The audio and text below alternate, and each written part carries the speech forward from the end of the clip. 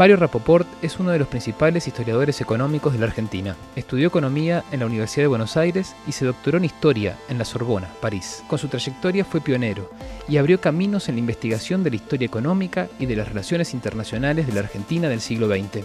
Su influyente obra, Historia económica, política y social de la Argentina, es un material obligado de los estudiantes de economía a lo largo y ancho de todo el país. Hoy charlamos con Mario Rapoport y compartimos su mirada de un país.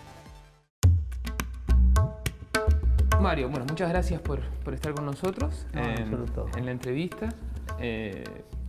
Y lo primero que me gustaría preguntarle es por su carrera universitaria, allá a comienzos de los 60, en la primera mitad de los 60, cuando usted cursó la carrera de licenciatura en Economía. Sí. Una licenciatura en Economía en la que convivían estructuralistas, desarrollistas, neoclásicos. Sí. La época de oro, dice Manuel Fernández López, de la carrera de Economía en Argentina. Sí. ¿Cómo fue esa experiencia? Bueno, fue una experiencia muy buena. Yo había hecho 2 años de Derecho. Ajá. Y después, como me enteré de la carrera de Economía y licenciatura en Economía, me interesó más. Uh-huh. Me pasé Economía, hice la carrera muy rápido, en 5 años. Claro. Y agarré los mejores profesores que había en la época, que fueron los mejores profesores de toda la carrera en toda la historia. Sí. Julio Olivera, uh-huh. Aldo Ferrer, Guido Di Tella, uh-huh. José Panettieri, uh-huh. Este sociólogo, bueno, se me va el nombre, bueno, muchos muy conocidos, uh-huh. que eran los más prestigiosos de aquella época. Yo me formé con ellos. Uh-huh. Y tuve de compañeros a mucha gente que después hizo carrera en la política o en la economía, uh-huh. mismo Roberto Lavagna, sí. o algunos otros, uh-huh. Que pasaron y se fueron, ¿no? Pero fueron unos años brillantes, esos 5 años que hice en económicas. Nosotros teníamos la costumbre de armar, aparte de los cursos de la facultad, cursos paralelos donde estudiábamos otras cosas que uh-huh. no se daban en la facultad. ¿Qué estudiaban? Un curso de Raúl Ciarleta uh-huh. sobre marxismo y sobre otros estudios que no había. Esencialmente la enseñanza era keynesiana o neokeynesiana, uh-huh. Principalmente, ¿no? Claro. A Manuel Fernández López lo tuve de ayudante uh-huh. en una materia. Era un personaje muy especial. En realidad la figura máxima era Julio Olivera. Julio Olivera fue un poco el organizador de la Julio Olivera, que además era un profesor extraordinario, ¿no? Él dictaba sus clases de memoria, metía ecuaciones en el pizarrón toda de memoria, claro. Y tenía una dicción perfecta. Uh-huh. Usted después se fue a la Sorbona a estudiar Historia Económica, el doctorado, ¿no? ¿Cómo? A la Sorbona a estudiar el doctorado en Historia Económica. Hice en la Sorbona, sí, después me fui. El último año que hice fue con Ganía ya. Uh-huh. Y ahí se fueron los profesores, algunos, otros pocos quedaron. Y después de eso, junto con un grupo de estudiantes también, etcétera, uh-huh. decidimos irnos al exterior, ¿no? Uh-huh. La mayoría se fue a Estados Unidos o a Inglaterra. Uh-huh. Yo, más atrapado por mayo del 68, me fui a Francia. Claro. Y ahí, bueno, en Francia pensaba hacer cursos de economía. Uh-huh. Hice curso de economía con Edmond Malembo, uh-huh. un economista francés. Sí. Pero después me fui acercando a los historiadores, ¿no? Que me parecían uh-huh. más interesantes, la Escuela Francesa de los Anales. Sí, sí.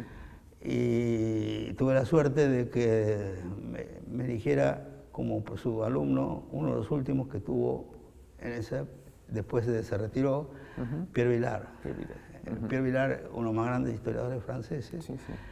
que pertenecía y no pertenecía a la Escuela de los Anales, ¿no? Pero uh-huh. que es un maestro de historia económica. Uh-huh. Él había publicado su libro Oro y Moneda en la Historia, poco claro. antes de que yo entrara, y cuando yo entré estaba escribiendo su libro Iniciación en el Estudio de Vocabulario Histórico. Uh-huh. Y bueno, ahí participé en reuniones memorables, como por ejemplo él solía traer otros economistas uh-huh. o politólogos, tuvo una célebre polémica con Nico Pulanza, en la que yo estuve, y bueno, cosas por el estilo, ¿no? Es decir, fue una época, éramos muy pobres porque vivíamos en la ciudad universitaria, yo tuve ahí mi primer hijo, con mi mujer, fue con mi mujer, claro. Pero la verdad que fueron parte de los mejores años de mi vida, tuve 5 años ahí, en París, y bueno. Y además de la formación en la Sorbona, en el doctorado, ¿qué otros hitos tuvo en su carrera, en sus principios de su carrera, para que lo formaron a usted como investigador, como economista? No, yo tuve, fundamentalmente, a mí lo que me ayudó mucho fue la literatura, la poesía, ¿no? Escribí mucha poesía en mis años jóvenes. Tuve alguna vinculación con el grupo Panduro de Juan Gelman, alguna vinculación, y después me metí en economía más con la idea de, por un lado, de tener una profesión y por otro lado de adquirir conocimientos que me servirían para un futuro que podía ser político, podía ser económico, podía ser de investigación, ¿no? Y eso me brindó finalmente, ¿no? La carrera de economía y completado con mis estudios en la Sorbona, en la École Pratique des Études, que hoy se llama École des Études de Ciencias Sociales, ¿no? Y ahí, bueno, tuve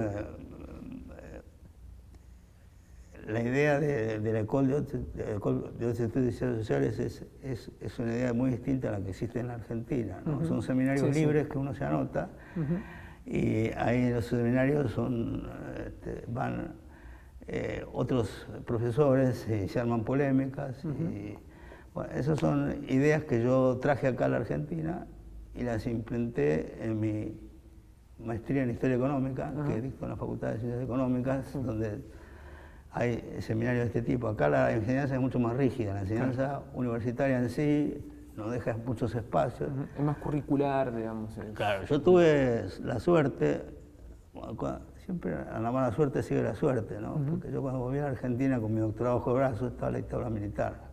No estaba el gobierno de Isabelita todavía. Y después la dictadura militar. Entonces estuve 4 años o 5 años vagando, haciendo, qué sé yo, abrir un almacén para sobrevivir, cosas por el estilo.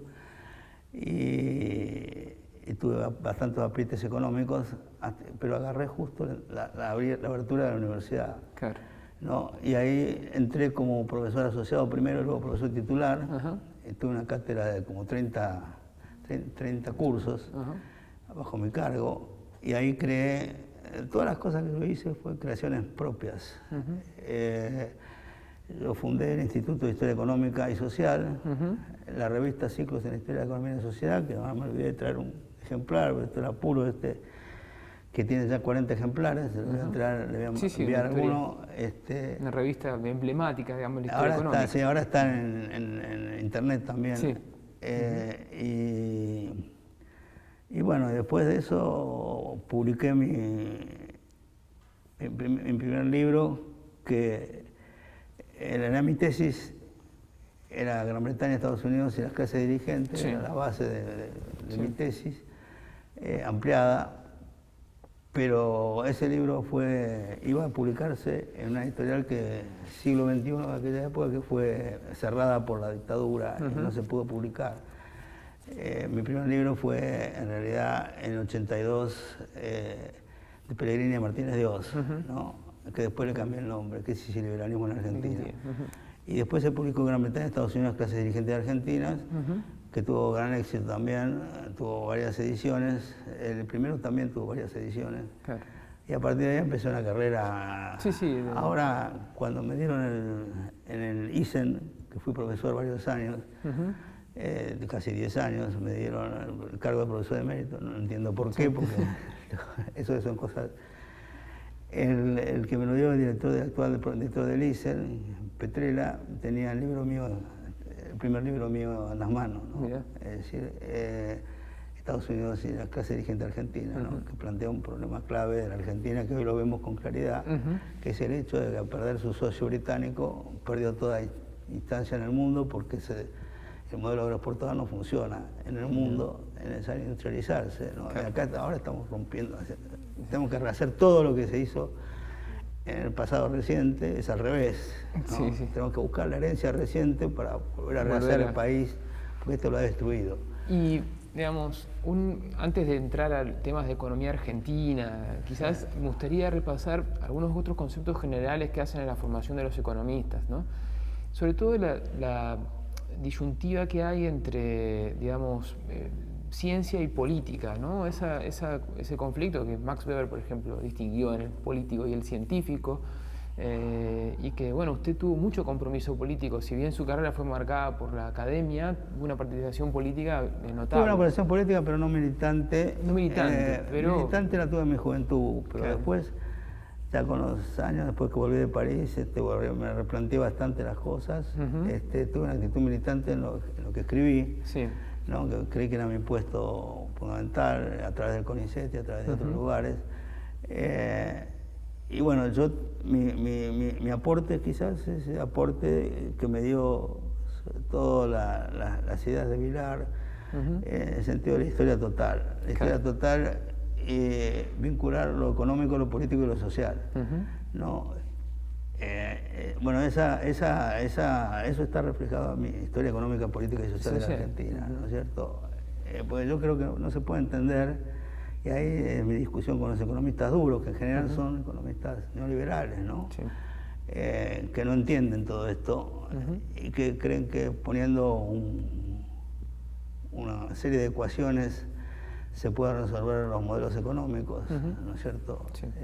Yo creo que eso puede ser útil, pero no es lo principal. Lo principal es vincular los aspectos de la política general con la política económica y con los modelos existentes.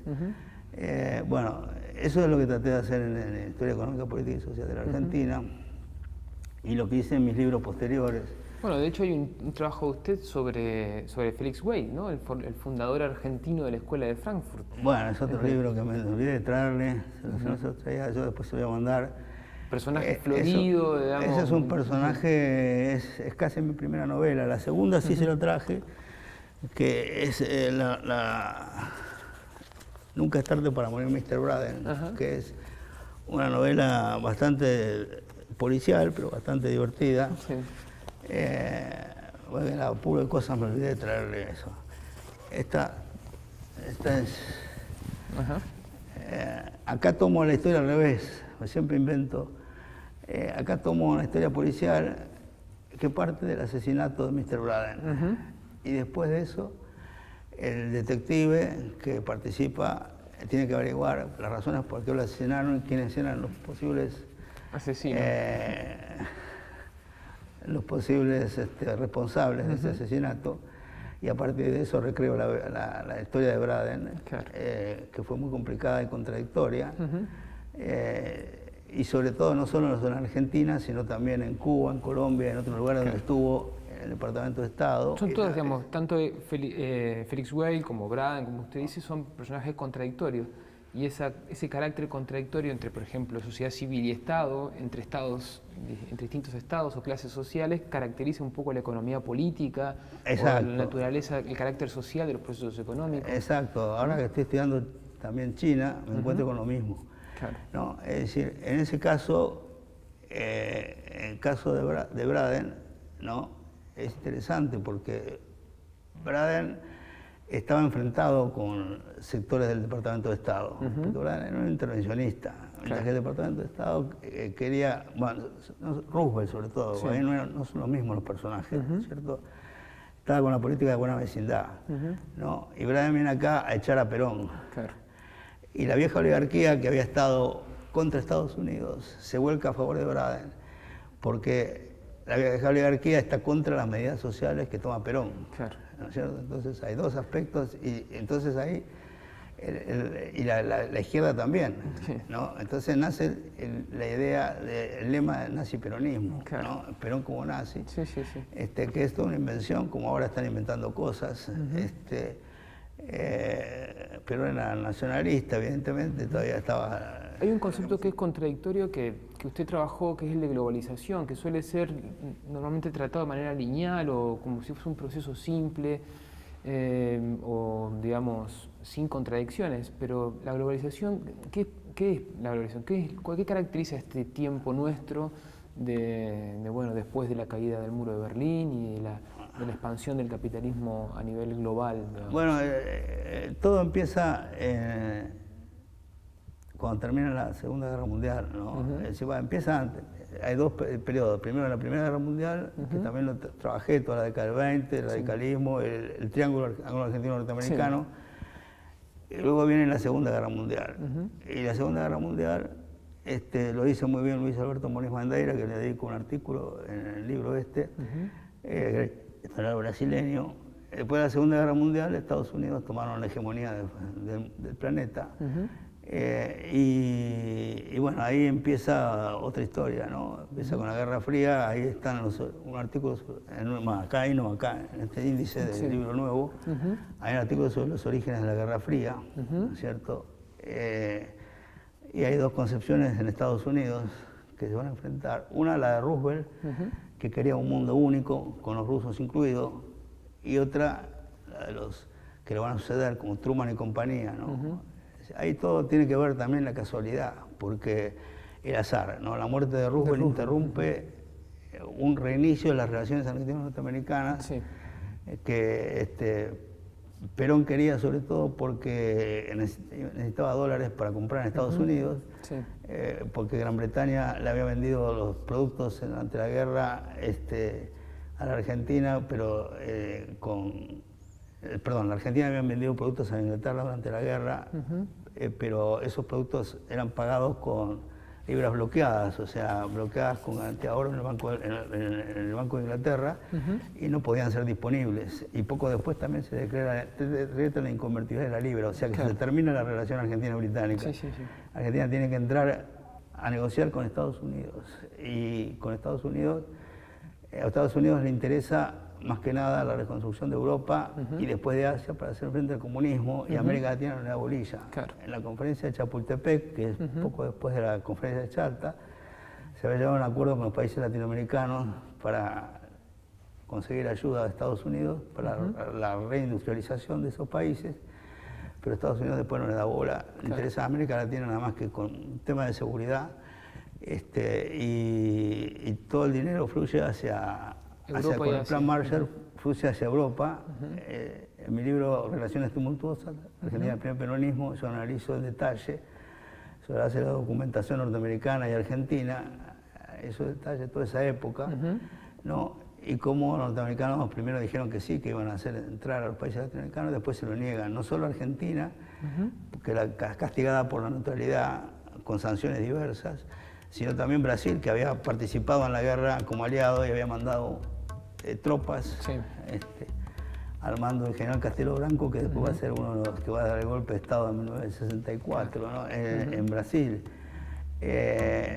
O sea que, como ustedes ven, lo económico, lo político, está todo en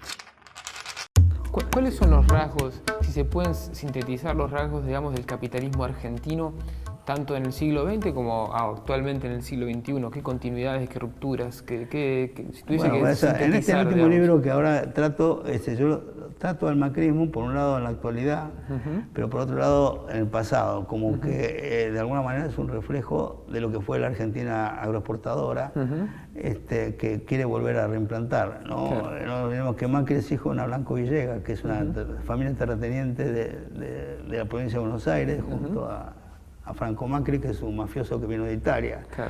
Y entonces es también una persona compleja, ¿no es cierto? Son todas personajes complejas, ¿no? Que tienen distintos...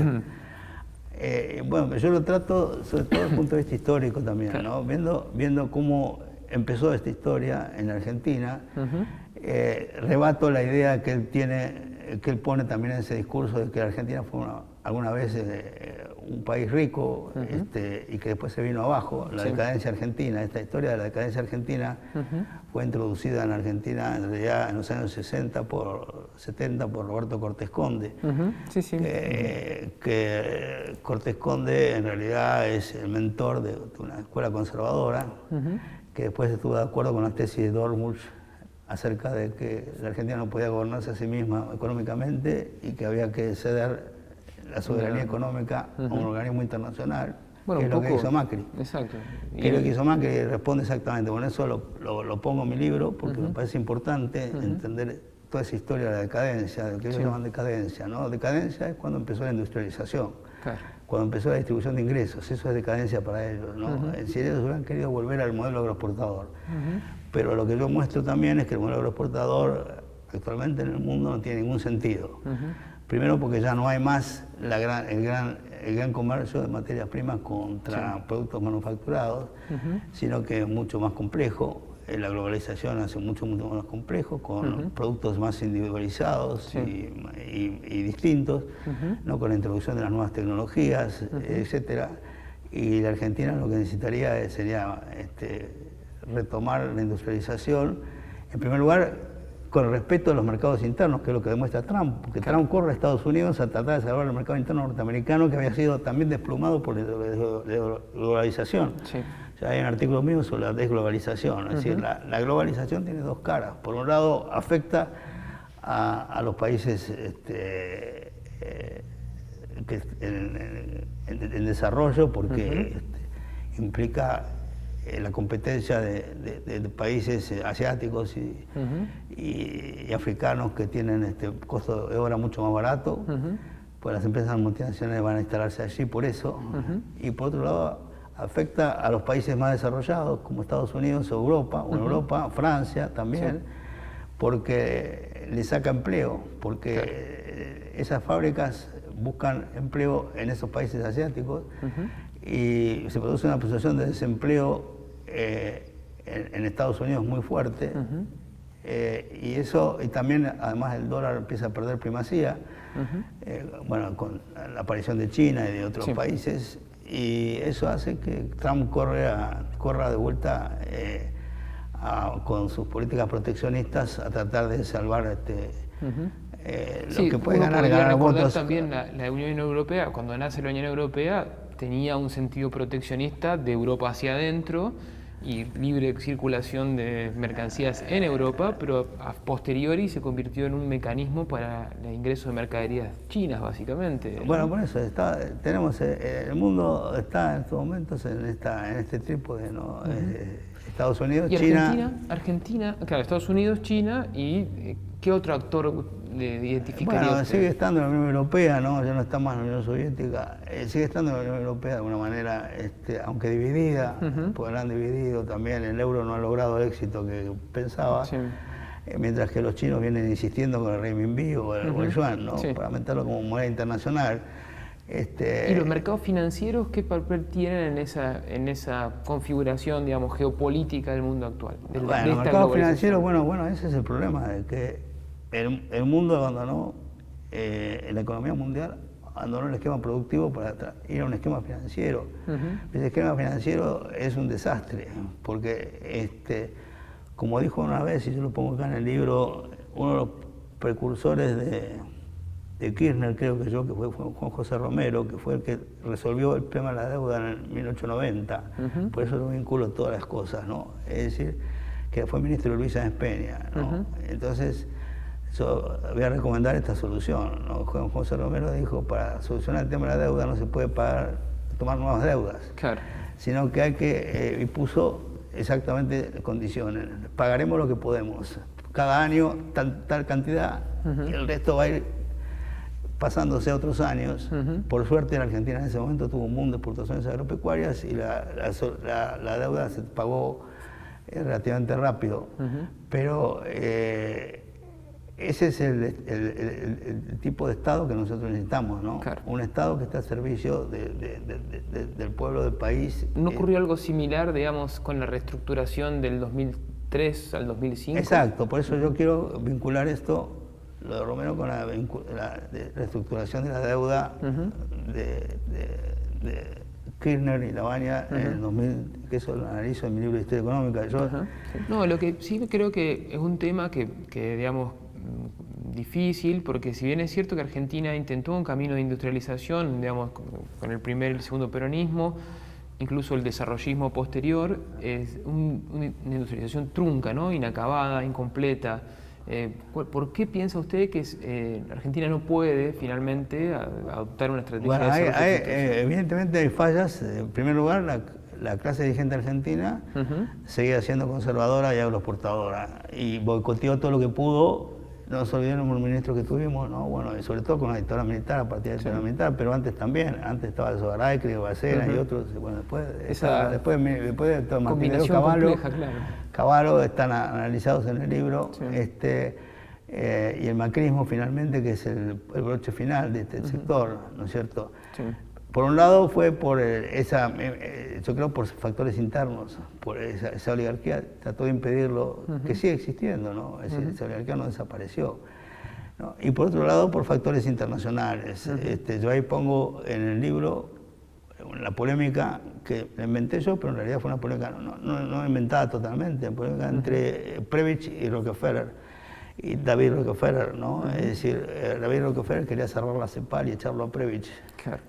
De la CEPAL, ¿no? Es decir, hay toda una serie, eso es importante encontrar esas cosas porque muestran cuál fue la actitud de las finanzas norteamericanas en aquel momento, ya en los años 60, que se continuó luego, se amplió, ¿no? Es decir, lo de Trump ahora con China no es una casualidad, ¿no?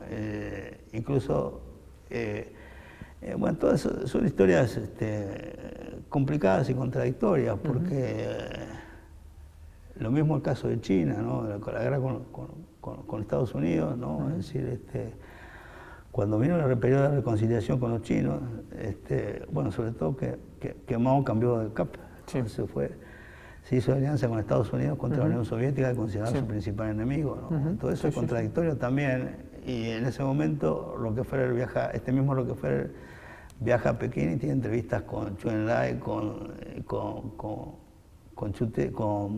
Deng Xiaoping.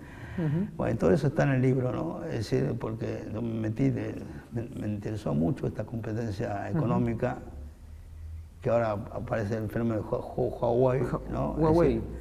En definitiva, son aspectos que están muy vinculados, tanto, digamos, la relación con el sistema financiero, como la guerra tecnológica o la configuración, digamos, de una estrategia de desarrollo, son aspectos que convergen. Sí, no, evidentemente que el mundo de la finanza no nos quiere y no va a querer nunca, porque bueno, hay varios artículos ahí cuando protestan por el canje de la deuda, por el tema del pago de los fondos buitres. Yo intervino en el Congreso 2 veces con el tema del pago de los fondos buitres, obviamente oponiéndome.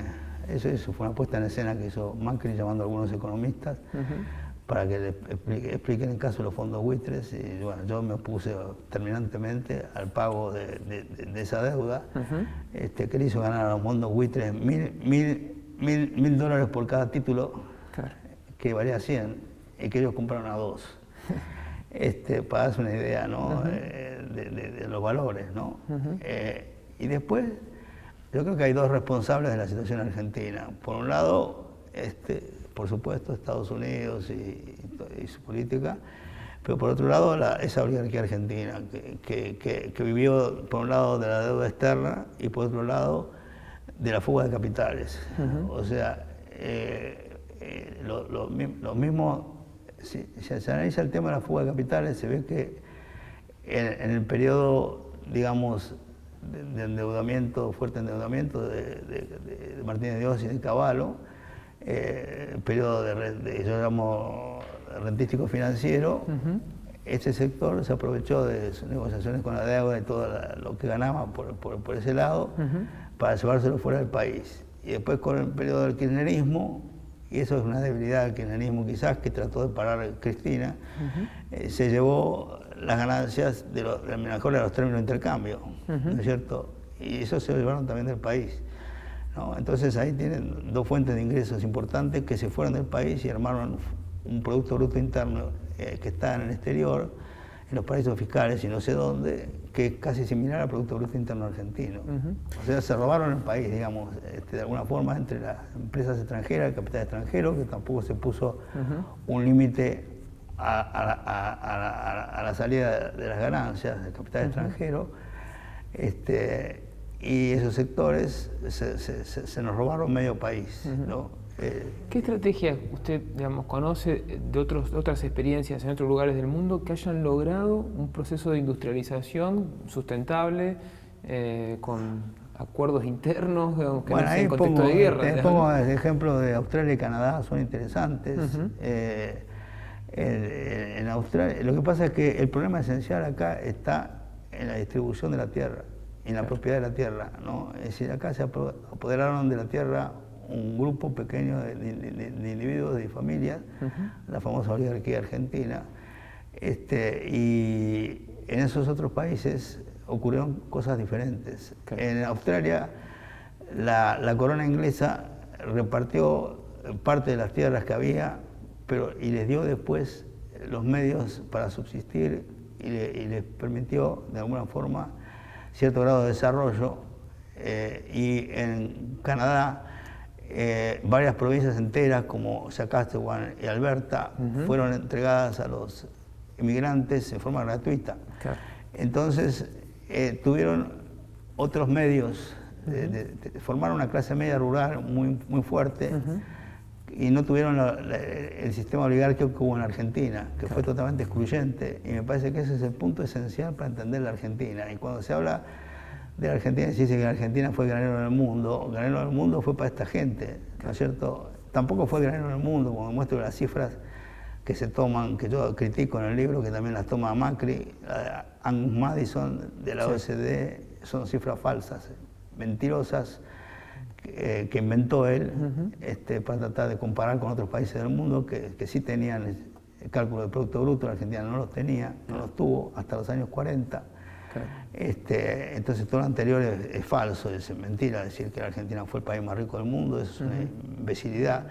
Fue más rico para estos sectores, pero mientras que por otro lado tenía grandes niveles de pobreza, como se demuestra en los informes de Viale-Macé de 1904 y después en el libro El dolor argentino de Alfredo Palacio de 1937, que continúa ese recorrido de Viale-Macé, y en el libro también de este sociólogo norteamericano, Taylor, que yo trabajé, donde también se plantea el tema de la tierra y muestra cómo los arrendatarios que vinieron a Argentina como inmigrantes no podían llegar nunca a ser propietarios, ¿no? Porque la propiedad de la tierra estaba excluida para ellos, y salvo algunas colonias que se fundaron antes de los 80, como la colonia Esperanza u otras, después no se fundaron más. ¿No? ¿Y es posible en la Argentina, digamos, pensar la construcción de una estrategia de desarrollo capaz de tomar o administrar ese excedente de otra manera que permita una industrialización? Hay que entrar de vuelta en conflicto con el sector del campo, ¿no? Es decir, porque creo que lo de la Argentina, hay un libro interesante que encontré ahora que estaba terminando, sobre el tema fiscal en Argentina, ¿no? Sobre el tema impositivo, ¿no? Y hay una frase de Benjamín Disraeli que dice que hay dos cosas que son inevitables para la persona humana, ¿no? La muerte y el pago de los impuestos. Y entonces el autor de ese libro, que es un norteamericano, dice, bueno, salvo en el caso de la Argentina, porque en la Argentina lo segundo es evitable. Y pone un ejemplo, uno de los ejemplos que pone es el de Franco Macri, que evadió impuestos ya desde su inicio. Tenía un tema con impositiva de $300 millones que debía de impuestos y terminó pagando 5 millones. O terminaron aceptándole 5 millones como deuda, ¿no? Por sus maniobras, por la misión de la ley argentina, ¿no? Es decir, el sistema tributario es uno de los sistemas que hay que cambiar, ¿no? Es decir, esto es lo que quizás le faltó al kirchnerismo, ¿no? Cambiar el sistema tributario, hacer otra ley de entidades financieras, porque la ley de entidades financieras viene de la época de la dictadura, ¿no es cierto? Y bueno, y tomar medidas más concretas para el proceso de industrialización, ¿no? Más fuertes, digamos. Bueno, el kirchnerismo ahí quizás dubitó en su momento, y después Cristina fracasó con el tema de cómo vamos a pensar que con Lustó y Pichetto se iba a hacer, estaba todo arreglado, ¿no? Es decir, ahí hubo traiciones por todos lados. Y bueno, la cuestión es que eso hubiera sido importante, ¿no? El tema de las retenciones para poder armar otro esquema. Y bueno, vamos a ver ahora qué pasa, si van a atrever a hacerlo. Pero uno no puede desconocer que en general los países que han industrializado, digamos, sea digamos, el caso de países con recursos naturales o sin recursos naturales, han hecho esfuerzos tecnológicos, esfuerzos de carácter, digamos, de inversión en bienes de capital. Y en Argentina en eso parece como tener dificultades. Es así, pero es así. Por el caso de Canadá y Argentina, yo lo estudié, la comparación, ¿no? Es decir, los ferrocarriles canadienses fueron hechos por los canadienses mismos. También que descendían de los ingleses, pero hicieron sus propias líneas ferroviarias. Acá nosotros trajimos todo de Gran Bretaña. Hay una diferencia importante en eso. Incluso Canadá, en la línea transcontinental que va de Vancouver a Montreal, no la hicieron tomando tramos de ferrocarril norteamericano que estaban muy cerca de la frontera, si podían haberlo hecho con costos mucho menores, sino que hicieron su propio ferrocarril. ¿No? Entonces esto es importante para entender la diferencia que hay entre... Y ellos hicieron sus propias industrias. Es cierto, aprovecharon también la cercanía con Estados Unidos, pero bueno, eso fue importante para Canadá, ¿no? Y en Australia... No nos olvidemos que en 1900 ya tenía un gobierno socialista, que hubo distribución de ingresos mucho antes que en la Argentina, ¿no? De modo que todos estos elementos influyen para entender lo que pasó. Es decir, nosotros veníamos de una colonia atrasada, de un mecanismo colonial atrasado, y vivíamos del contrabando y del cuero. Y eso era todo. La Argentina era un desierto. Yo ahí pongo en mi prólogo de mi nuevo libro, pongo una cita desde hace 150 años, que sería bueno, si pudiera, no tengo acá, el prólogo no lo traje, si se pudiera leer, que es la intervención de Vicente Fidel López en la discusión de la ley de aduana de 1876, donde Vicente López... había un tal Félix Azara, que era un asesor del rey Carlos, que decía que en Argentina ofrecía magníficas oportunidades porque era un campo con 40.000 animales, ganados y no sé qué población, podía resolver los problemas de la corona. Vicente Fidel López dice que eso no servía para absolutamente para nada si no se manufacturaban las materias primas. Y dice que cuando Argentina tenga 40 millones de habitantes, ¿qué va a tener? 240 millones de ganados que vivan para que les sirva para vivir de eso. Dice exactamente en 1876. Y bueno, yo me baso de ahí, dice, mientras que en Estados Unidos se establece la ley de lanas que impide la entrada de las lanas de Argentina a Estados Unidos. O sea que el libre cambio se termina para ahí. En ese momento para Argentina las lanas eran el producto de exportación principal. ¿No? Entonces yo creo que hay que rescatar todo eso de ese pasado para ver cómo fue el proceso, ¿no? Que lleva al macrismo, ¿no? a llegar a actuar al macrismo, ¿no? Es decir, y además Macri llega en tiempos equivocados también, ¿no? Es decir, se le cruza el proteccionismo de Trump, pese a su presunta amistad, que no es una amistad, es un negocio que tuvo alguna vez, un mal negocio que quiso hacer. Macri le quería vender, Franco le quería vender unas tierras en Nueva York, en el puerto de Nueva York, que pensemos tierras en el puerto de Nueva York, pues son de las películas mafiosas de los años 30, ¿no? O sea, que como Macri tenía esa... Le quería vender a Trump, que quería hacer construcciones inmobiliarias, ¿no? Es decir, Trump no había aprendido todavía lo mismo que Macri. Y ahí se pelean por eso, y hay una enemistad muy profunda que viene de esa época, ¿no? Ahora Trump, con el cambio geopolítico, querría que la Argentina no se transforme, ahora es el enemigo de Venezuela, ¿no? Como fue Cuba antes.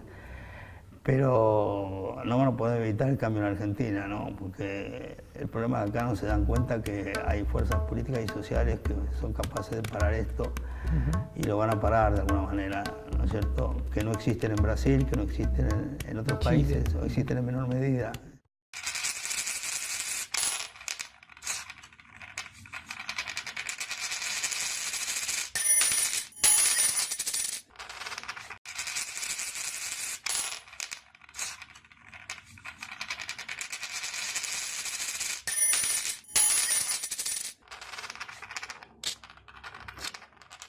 Y en el caso de las relaciones internacionales, tanto China como Estados Unidos tienen intereses en Argentina, pero digamos, ¿cuál es la estrategia más conveniente para un país como el nuestro? China, que nos vende barato, pero no nos compra más que soja, Sí. O Estados Unidos, que tiene quizás otra actitud frente a Argentina, Bueno, pero una balanza antes comercial. con Gran Bretaña también no nos compraba más que vacas, Claro. carne, y hace poco fue Macri a la India, yo no sé si le quería vender carne a la India, ¿sabes? Sí. No sé si sabe, porque quizás no sabe, pero los indios no comen carne. No comen carne, pero sí, bueno, eso está parte de mi libro de Argentina de Estados Unidos, ahí está la contradicción. Ahora estamos en un tema, una contradicción, por un lado la geopolítica norteamericana con Trump y por otro lado el FMI, que no es Trump exactamente, ¿no? Porque Trump está peleado con Wall Street. Entonces nuestra alternativa ahora es el Trump y el FMI. Y bueno, ahí no voy a adelantar cosas de mi libro, pero el FMI, también estudié bien quiénes son esas figuras del FMI, y ahí hay más corruptos que lo que hay en Argentina, ¿no? Y bueno, para eso va a servir incluso para deschavar algunas mentes obtusas, oscuras, que no entienden toda esta situación, ¿no? Yo creo que la Argentina tiene que tener un gobierno que aproveche estas contradicciones, claro, y que logre negociar mejor con China, por un lado, que es necesario, porque China va a ser el principal país del mundo dentro de pocos decenios de años, y que logre negociar también con Estados Unidos, que va a ser otra potencia, va a seguir siendo una potencia, y con la Unión Europea y con nuevos países, y que se vuelva a rearmar de alguna manera el comercio con Latinoamérica, con el Mercosur, ¿no? Tiene que jugar con distintas patas, es la única posibilidad. Mientras tanto reconstruye su proceso de industrialización. Si los finlandeses crearon ese celular Nokia, que yo fui a Finlandia, conozco Finlandia, te cuento una anécdota de Finlandia. El día que llegamos cambiamos dólares, ¿no? Al día siguiente el dólar finlandés se había devaluado 60%. A ningún finlandés se le movió un dedo ni se preocupó por el hecho ese, ¿no? Estaban en otra. Claro. Además que en Helsinki está la librería más grande del mundo, para una idea, ¿no? Va a ver todos los idiomas. Bueno, la cuestión es que es otra actitud, ¿no? Un pueblo que tiene otra actitud, esos son los pueblos europeos que han tenido guerras, que han tenido otras dificultades, que han tenido mayores problemas que nosotros. Nosotros tuvimos la ventaja de los recursos naturales, ¿no? Yo digo, en el Congreso, cerca del primer centenario hay una discusión, y uno de los senadores, de nombre Uriburu, dice que la Argentina tiene un gran ministro de Hacienda, que es la Providencia, ¿no? Los generosos cielos y tierras que tiene, ese es su ministro de Hacienda, ¿no? Entonces, esa es la actitud de esa oligarquía. Esa oligarquía vivió de la renta agraria, pero ya no puede vivir de eso, porque el mundo no le ofrece eso. Entonces vive hoy de la evasión impositiva, de la fuga de capitales. Entonces, ese es el problema que hay que resolver, ¿no? Hay que resolver en lo interno y en lo externo, ¿no? Para cerrar, sí, a modo quizás un poco lúdico, ¿no? Para jugar un poco con la historia y con la imaginación histórica. Si tuvieses que elegir una época dorada del capitalismo argentino. Bueno, la época dorada es la época que va de los años de la industrialización, de los años del 45 hasta el 70, hasta el 76, perdón, 75, 76, ¿no? Esa época dorada está demostrado además, yo lo demuestro en un libro, las cifras dan, es decir, el país creció en ese periodo y es donde tuvo, entre el 64 y el 74 prácticamente no hubo crisis cíclicas y hubo, por el contrario, creció el Producto Bruto Interno, hubo procesos inflacionarios moderados, y paradoja de toda, la mayor paradoja de todas es que eso que reprocha Macri, lo reprocha, bueno, no leyó las cifras, porque los dos mejores años de inflación en la Argentina fueron los dos últimos del peronismo, donde hubo 4 y 5% de inflación anual. 4 y 5% de inflación anual. Es cierto que tenían 40 antes con la crisis, pero bajó a 4 y 5%, 4 y 3% de inflación anual. Estamos hablando de anual, no estamos hablando de mensual. ¿No? Mientras que con el neoliberalismo, con la dictadura militar no bajó los 3 dígitos la inflación, ¿no? Así, y después tuvo la hiperinflación, etcétera, y después la falsa paridad de Cavallo, que era lo mismo. Con todo eso fugaron los dólares que quisieron. ¿Y si tuvimos que elegir un momento trágico de la economía argentina? ¿Cómo? Un momento trágico. Que haya ocurrido una tragedia económica. El momento más trágico fue la dictadura militar del 76. Fue el momento más trágico de la Argentina, ¿no? Es decir, bueno, ahora no sé, le vamos a agregar el macrismo también como elemento trágico segundo. Quizás en la otra, digamos, no voy a incondicionarlo a usted, pero si tuviese que elegir un momento patético, que es un poco la contracara de la tragedia, ¿no? La comedia patética. Sí, bueno, justamente mi libro, yo me olvidé de decirlo, mi último libro es un libro que tiene mucho humor y tiene cuentos. Cada cuento trabajo, hay 6, 7 cuentos sobre la realidad argentina o mundial, ¿no es cierto? Que tienen desde divertidos hasta humor negro, ¿no? Es decir, está todo el cuento de cómo Macri se conoce con Lagarde y cómo hacen los negocios, eso en forma de ficción, ¿no? Yo la ficción también ayuda, bueno, vas a ver a la novela de Perón, que también es ficción, y es un libro en ese sentido diferente. Es un libro que liga ya no solo lo político, lo económico y lo social, sino también lo político, lo económico y lo social y lo literario, ¿no? Que me parece que es muy importante para que la gente entienda. Y en ese sentido, ¿cuál sería el momento más, como uno diría, emblemático del patetismo en la política económica, en la historia económica argentina? No, yo vuelvo a decir que este momento es el momento más patético, por eso lo tomo con humor. Hay muchos hay un relato que se llama Los populistas de mercado, que tomo justo en joda todo este tema, el populismo de mercado, financiero. Yo creo que a mí me causa mucho humor todo esto. Desgraciadamente es patético, pero a su vez es para matarse la risa, ¿no? Es decir, todos estos personajes que aparecieron. La comedia, ¿no? La comedia trágica. La comedia, de Carrió hasta cualquier otro, son personajes patéticos, ¿no?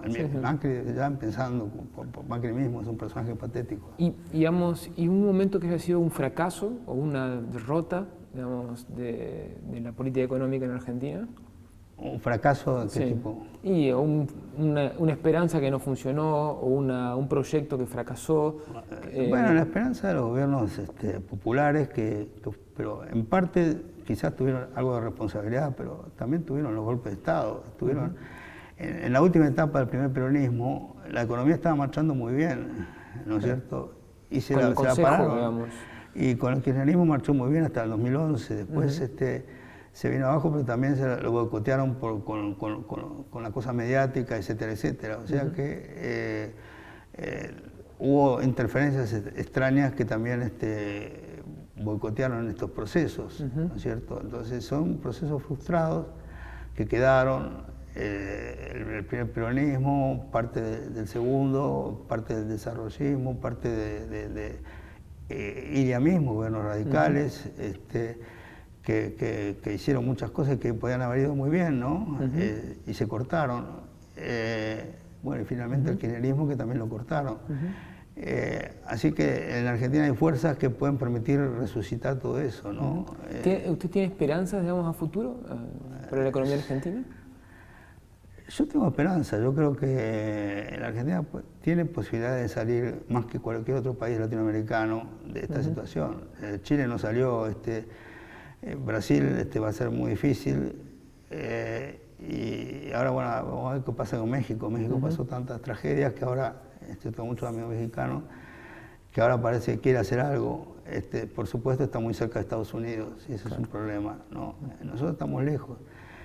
Pero bueno, están los intereses que siguen estando y sobre todo acá tenemos el enemigo interno. El enemigo interno quizás no toda la derecha, ¿no? Hay sectores de la vieja derecha que, con los que uno puede llegar a coincidir, porque quieren también hacer cambios en ese sentido, ¿no es cierto? Yo soy amigo del embajador Lanús, por ejemplo, que tiene posiciones distintas, y incluso de Carlos Escudé, que cambió bastante en sus posiciones anteriores por mi influencia. Y bueno, entonces yo creo que hay posibilidades de diálogo con distintos sectores en la Argentina, pero hay que ir hacia un proceso de industrialización, sí o sí, en ese sentido, por un lado. Y por otro lado, de presencia del Estado, ¿no? El Estado tiene que ser un Estado activo, que juega un rol decisivo en este proceso, ¿no? Es decir, se acabó con eso de la desaparición del Estado. Pero lo que pasa es que, claro, mi preocupación es que hay que cambiar tantas cosas ahora. Estos van hasta último momento hasta destrozar todo lo que pueden, ¿no? Ahora están destrozando la ciudad de Buenos Aires para sus construcciones inmobiliarias, ¿no? Es decir, esto que me pasó hoy para llegar acá es eso.